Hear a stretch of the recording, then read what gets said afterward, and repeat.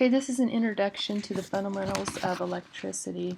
So if you have your notes in front of you, we'll just start with the definition of electricity, which is the flow of electrons from a negative pole where there is a high electron density to a positive pole where there is a low electron density. Electricity typically will take the path of least resistance. In order to have an electrical flow, you need to have three things. One would be electrons, the second would be a path, and then the third would be a force to push them. As we discuss electricity, we need to understand some terminology, so we'll go through this first page and just review these a little bit. The first one is a coulomb, which is abbreviated with a Q, and it's the net charge produced by 6.25 times 10 to the 18th power of electrons. The next one is amperage. Amperage is the rate or speed that a current is flowing. So how many coulombs would pass a particular point in 1 second would be considered an amperage. Mostly though, however, we talk about milliamps, which is 1/1000th of an amp, or we can talk about microamps, which is 1/1,000,000th of an amp. So again, 1 amp equals 1 coulomb past a point in 1 second. How many electrons is in a coulomb? You go back and look up that it's the net charge of 6.25 times 10 to the 18th. Alright, moving down the line we go to voltage. Voltage is the tendency for current flow to occur. It's the difference of quantity of electrons between 2 points, and the electric stim machine will generate this. So the definition of a volt is the amount of force needed to drive 1 amperage across 1 ohm of resistance. And we haven't quite got to ohm, but that's a measurement of resistance.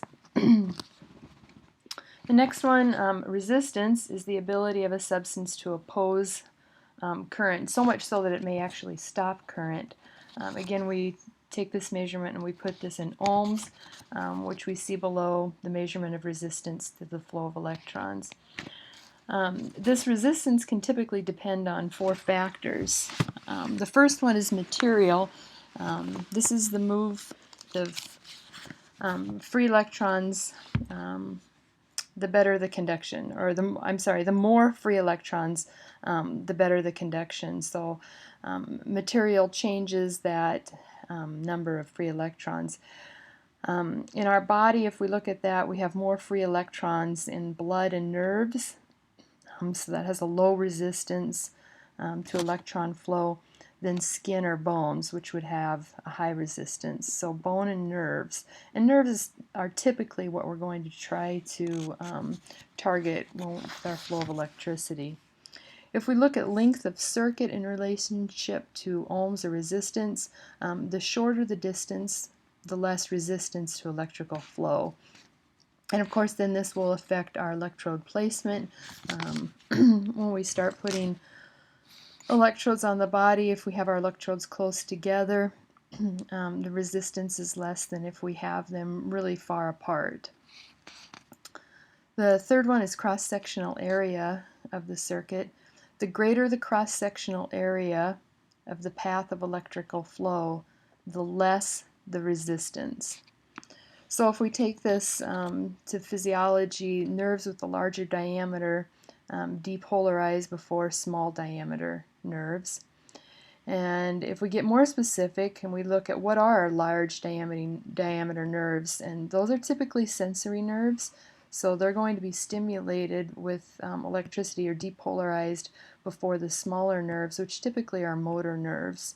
So in your notes it says sensory nerves, which are large diameter, are stimulated before motor nerves.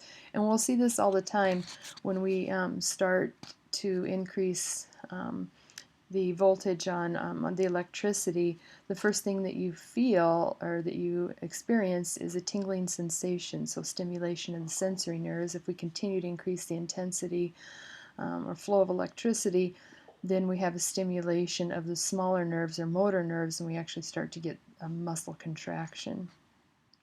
The last one is ohms, is temperature of the circuit, and increased temperature increases the flow of free electrons. So if we increase the temperature, whether we use a hot pack or perhaps ultrasound, that decreases the resistance to current flow. So preheating a treatment area may increase comfort because it decreases resistance, and therefore we don't have to turn the intensity up as high in order to get the output that we desire. Moving on to the next slide is just the equation for Ohm's law, which is voltage equals current, abbreviated I, times resistance, abbreviated R.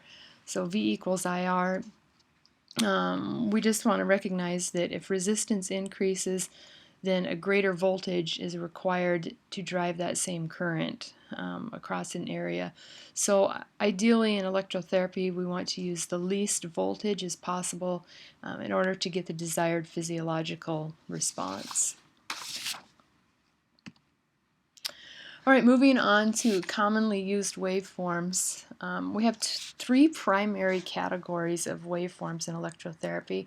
The first one is direct current, or DC, and you can write in that space there that it's a continuous flow of electrons in one direction. So continuous flow of electrons in one direction. The electrons travel from the cathode, which is negative, to the anode, which is a positive pole. Oftentimes direct current can cause a physiochemical effect. It'll change the pH under the electrodes. And we'll actually see this in electrotherapy because the example that we use this in is iontophoresis, and you can see sometimes some blistering of the skin, or it gets real red where the electrodes were. Another term for direct current is galvanic, which means uninterrupted current flow. The most common example that you'd be familiar with would be a flashlight. When you flick the switch, you have a movement of electrons in one direction. So, again, in therapy, we typically only use this for iontophoresis. Some intensive rehab institutions will use this sometimes as nerve stimulated for denervated nerves. We won't use that type of stimulation in the athletic training room, though. All right, the second most commonly used waveform then would be alternating current. And in that space there, you can write continuous flow of electrons in reversing directions. So you can see that first of all, the electron flow, which is diagrammed on this picture on the slide, it will go in a positive direction, and then it turns around and goes into the negative direction. So your poles are constantly changing from positive to negative to positive negative. They aren't pre-established. There's no true positive and no true negative electrode. Example of this would be household electricity is an AC current. You can see here that the pattern of the wave is a sine wave, S-I-N-E, sine wave, and that's typically how we graph this out when we're looking at flow of electrons. So in the space below there, I give you the ability to kind of draw in this waveform so you can see what it looks like. I gave you space under direct current too, so you could do the same thing with direct current. All right, the third most common type would be what we call a pulse current.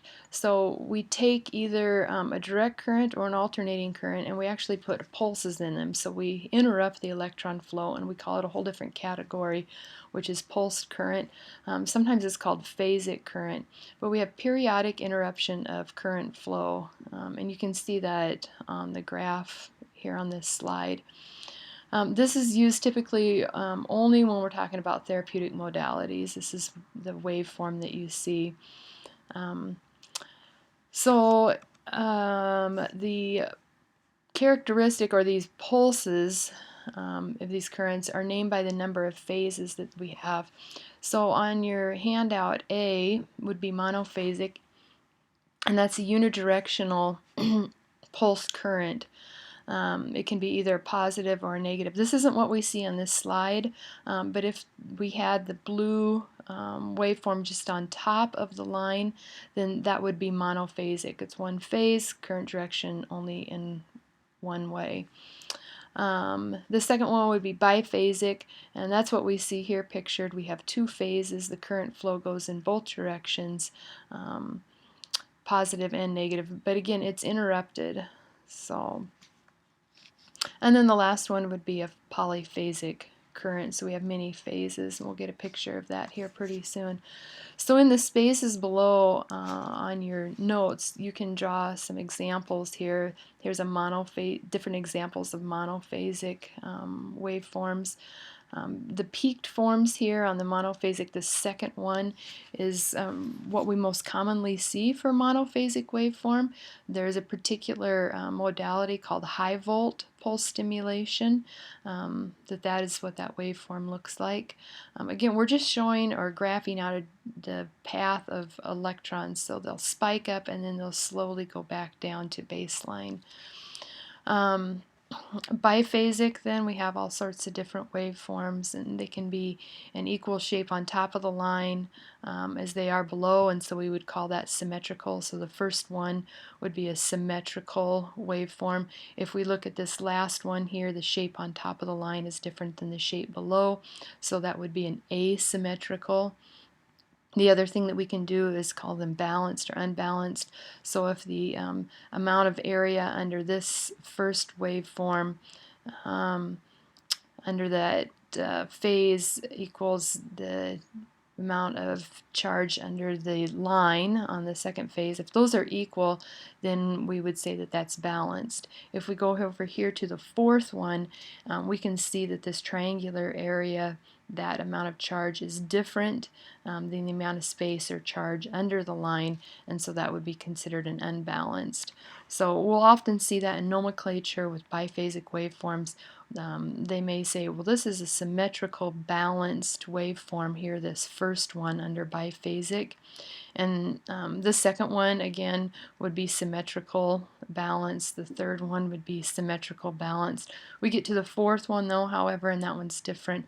We have an asymmetrical unbalanced waveform there. So just so you're familiar with that, and you can recognize what those mean. Under polyphasic, we typically have two sorts of polyphasic currents that we'll use in rehab. One is called a Russian pulse, and the other one is an interference pulse. So we'll look at those a little bit deeper here in a minute. Again, here's some phase shapes. These in the nomenclature will be called sinusoidal because of the sine, AC sine form. Rectangular, obviously, and then these are considered spikes, so you might see these would be called a twin peak spike waveform, and we can see from this that it's monophasic. Alright, if we continue to talk about Russian waveform under polyphasic, this is a little bit different. It's a polyphasic, it's symmetrical, so the waveform on top of the baseline is equal to the waveform on the bottom of the baseline. It has a sinusoidal pathway, and it's going in bursts. So we have a burst of activity where it's on, and then it's off, and then we have a burst of electron flow when it's on, and then it will be off. This is oftentimes used for neuromuscular stim, and so we'll talk about neuromuscular stim. You need to have so many of these bursts per second. Typically that's 35 to 50. Those of you that have taken biomechanics saw this when we did this in a lab.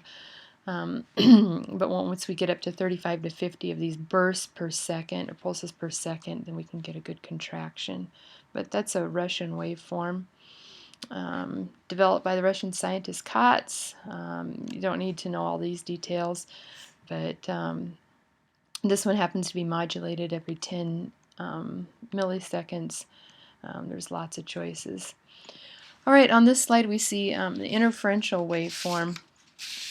On your notes here I have interferential current is two medium frequencies. So they've taken two currents and they started them, in this example, they started these currents at the same time. They crossed them and they wanted to see what would happen. So they had what they called constructive interference. So they had this waveform and they took another lead and they took the exact same waveform going the other direction, and all it really did was gave them a bigger intensity. So they could have just turned up the intensity on the machine on one waveform and got the same thing. So that wasn't really what the scientists were looking for.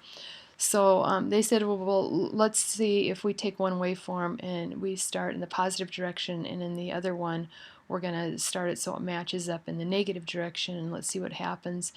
And that turned into what they called destructive interference. So they actually had a blank line. There was no current flow, no physiological changes.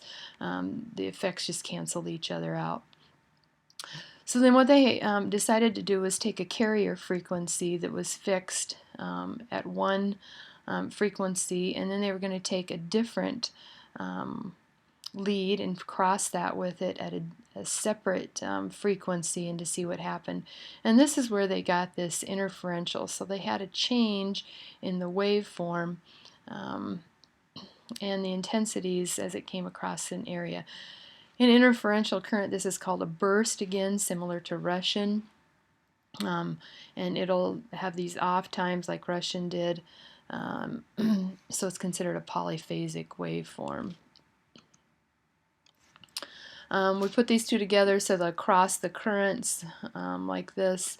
And we have two channels with different frequency that are used at the same time, and the two currents cause a tissue current amplitude modulation. So this amplitude modulates all over the place. This is great so that people don't accommodate to it.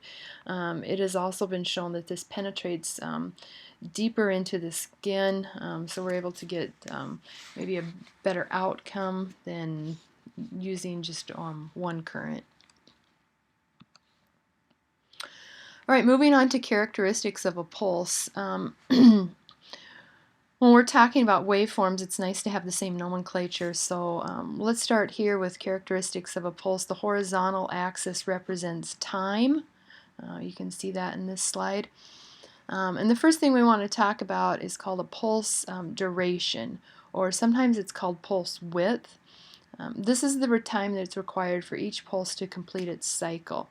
So it starts at the beginning of this blue line. It will go up above the baseline and then come back to baseline, and then down below the baseline and back. And so that's considered one pulse width, or one pulse duration. Some people will call it a cycle. You might hear that. And when we're using it, it's often reported in microseconds or perhaps milliseconds.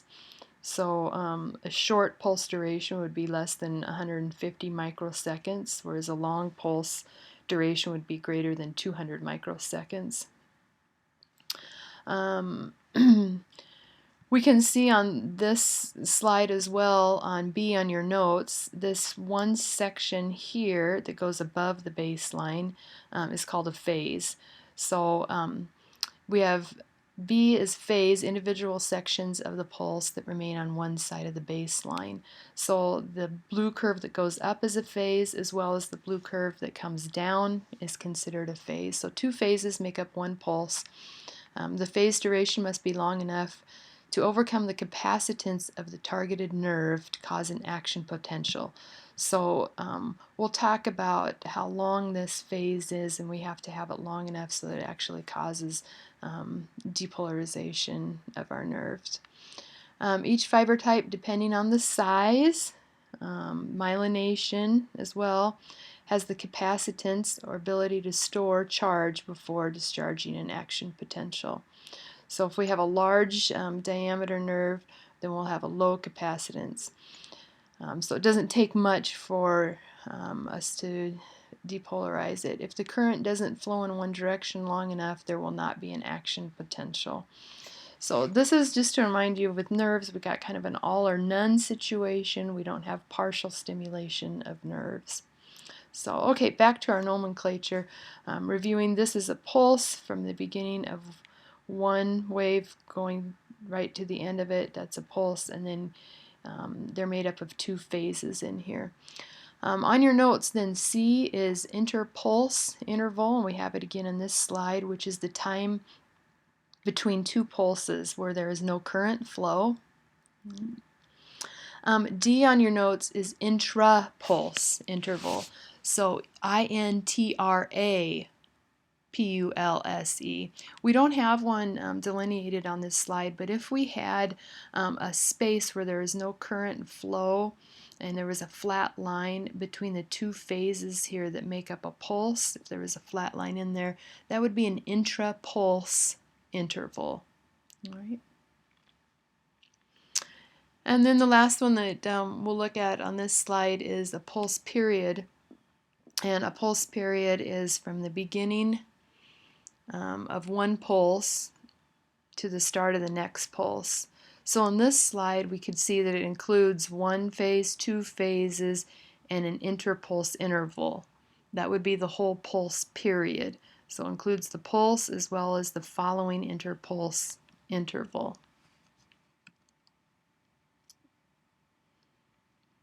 And just another picture a little closer that gives you again the reiteration of what a phase and a pulse consists of. Moving on to amplitude modulation, we can have amplitude, which is the intensity or the output. So F on your notes is amplitude, and it's the intensity of the current. So it goes up this way. It's typically measured in voltage, and it's the amount of current flowing through the circuit. The peak current would be then the highest that it goes. We could also talk about, on your notes, it's G, peak to peak amplitude. G will be peak to peak amplitude. So the amplitude above the baseline to the amplitude below the baseline would be the peak to peak amplitude. So the highest magnitude of the pulse above and the highest magnitude of the pulse below. All right, now below there you have a space that's a diagram, and what I'd like you to do is draw in a pulsed waveform, and it can look similar to this.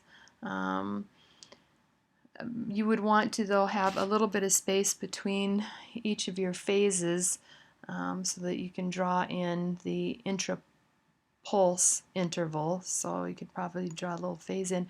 And what I'd like you to do, don't look at the letters on this slide, but I want you to go back through and identify as A, what your pulse duration would be, B, the phase, C, mark in your interpulse, D, an intrapulse, E, a pulse period, F, an amplitude, and G, a peak-to-peak amplitude.